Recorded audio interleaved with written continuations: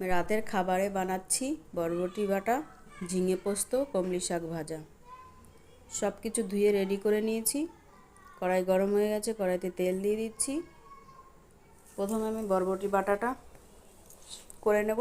দিয়ে দিচ্ছি শুকনো লঙ্কা, কালো জিরে, রসুন দিয়ে বরবটিটা আমি ভেজে নেব।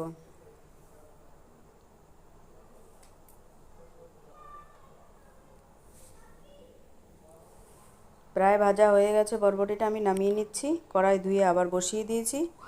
কড়াইতে তেল দিয়ে দিয়েছি, দিয়ে দেবো রসুন, কাঁচা লঙ্কা কেটে রেখেছি, কাঁচা লঙ্কা দিয়ে দেবো, একটা টমেটো, একটু হলুদ দিয়ে দিয়েছি। টমেটোটা একটু নাড়াচাড়া করে নেব। দিয়ে দিচ্ছি শাক, শাকটা নেড়ে চেড়ে ঢেকে দেব। আমি লবণও দিয়ে দিয়েছিলাম। এদিকে পোস্তটা রেডি করে নিচ্ছি। আবার কড়াই ধুয়ে বসিয়ে দিয়েছি, কড়াইতে তেল দিয়ে দিয়েছি। তেলে দিয়ে দেবো সামান্য কালো জিরে, দিয়ে দেবো ঝিঙে। ঝিঙেটা একটু নাড়াচাড়া করে আমি পেঁয়াজ, লঙ্কা, পোস্ত বেটে রেখেছি ওটা দিয়ে দেবো। দিয়ে দিলাম সামান্য হলুদ। আমি পোস্ত বাটায় লবণ দিয়েছিলাম। এটা কষে নেব, সামান্য জল দিয়ে কষে কষে রান্না করব। আর জল আমি দেবো না। দেখো রান্না হয়ে গেছে। উপর থেকে কাঁচা তেল দিয়ে দিচ্ছি। আমার এই রেসিপিটা ভালো লাগলে লাইক দিও, শেয়ার দিও। তোমরা একটা লাইক দিলে ভিডিওর আগ্রহ বেড়ে যায়।